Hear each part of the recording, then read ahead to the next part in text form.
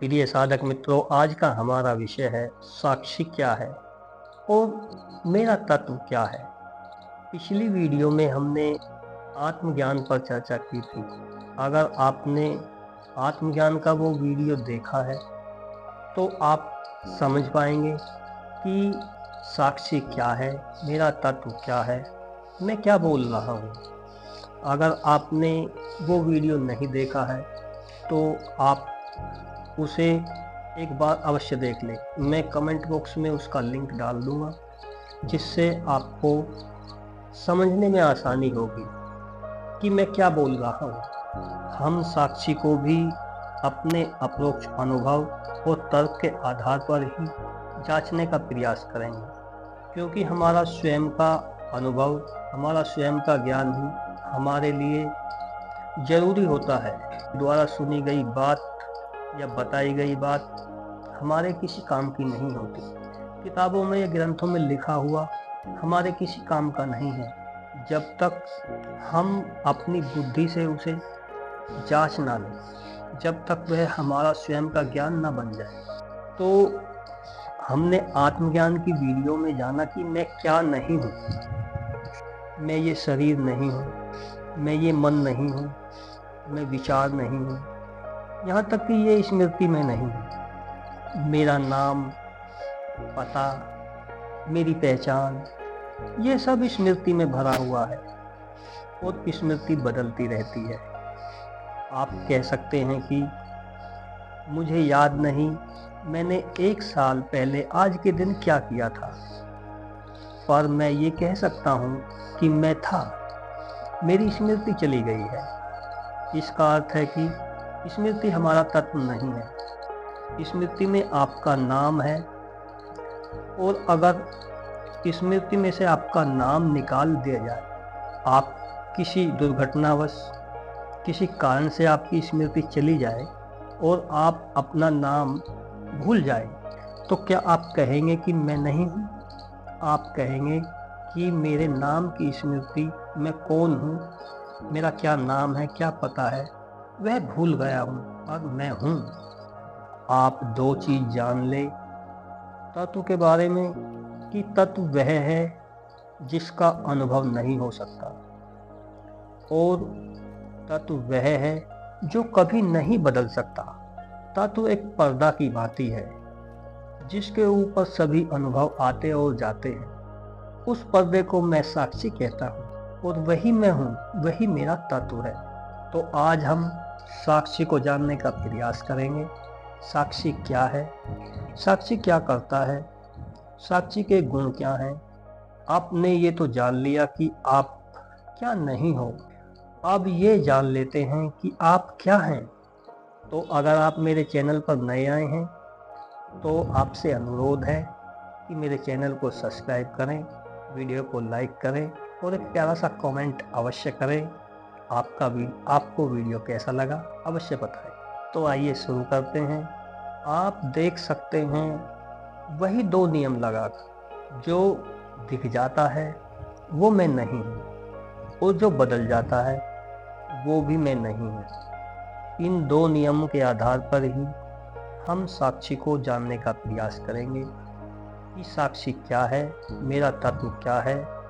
जब कोई भी अनुभव मैं नहीं हूँ, तो इसका अर्थ है कि मैं वो हूँ जो इन सभी अनुभवों के बीच में स्थायी रहता है, जो बदलता नहीं है।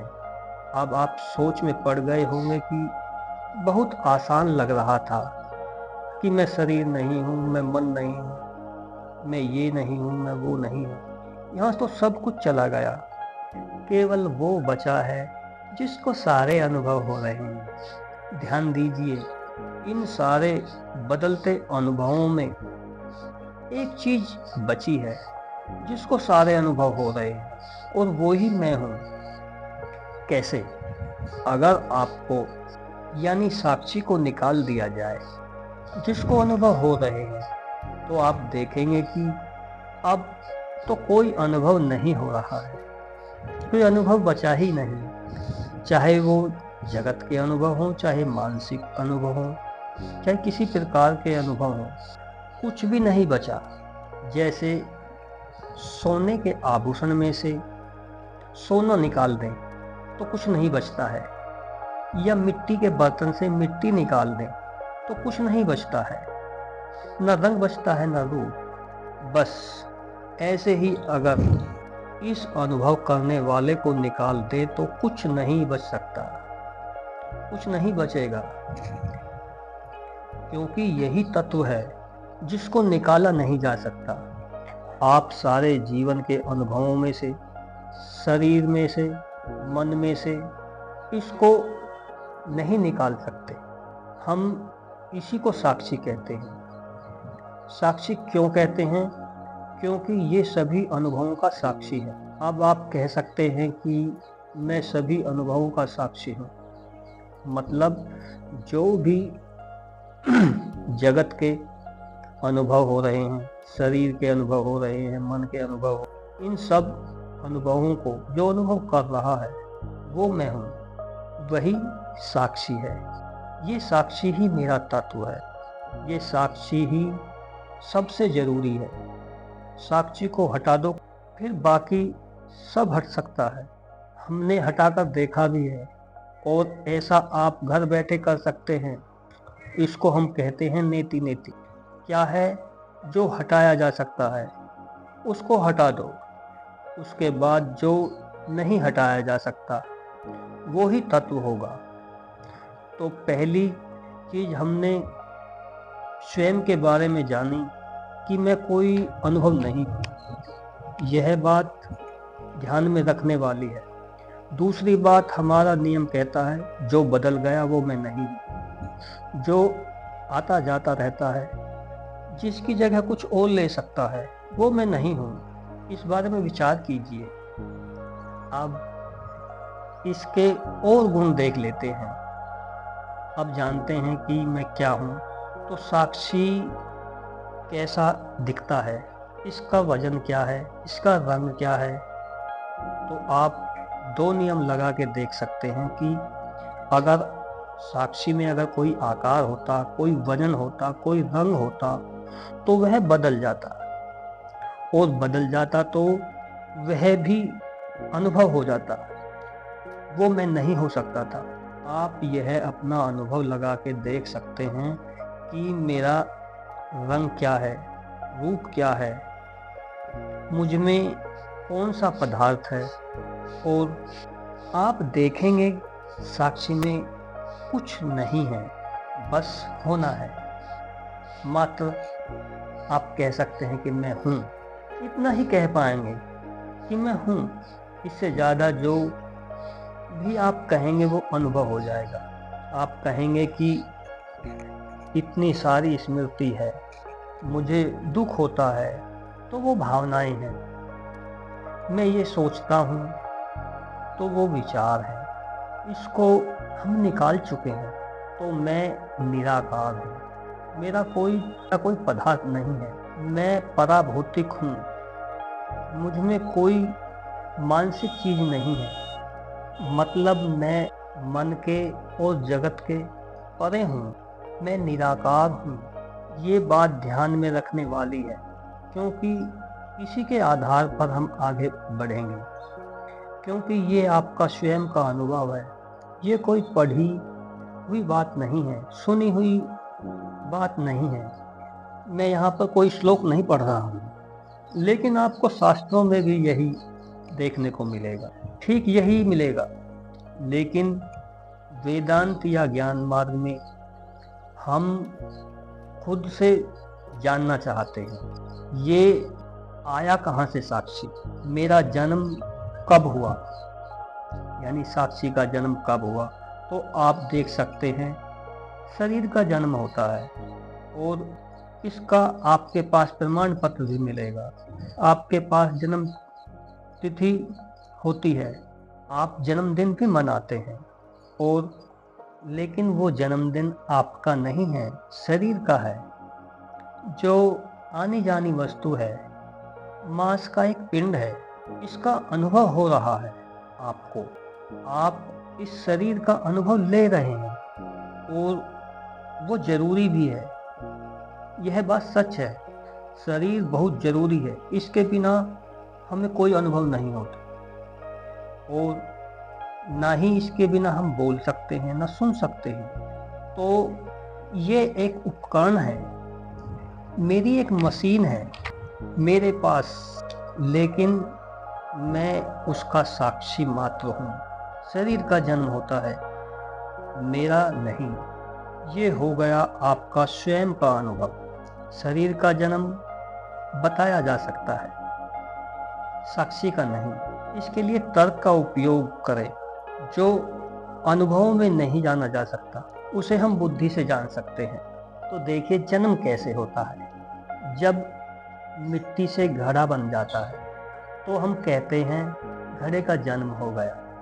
ध्यान दीजिए, यहाँ पर एक पदार्थ है मिट्टी, वो बदलता है और घड़े का रूप लेता है। पदार्थ, बदलाव और रूप, इसको हम कहते हैं जन्म होना।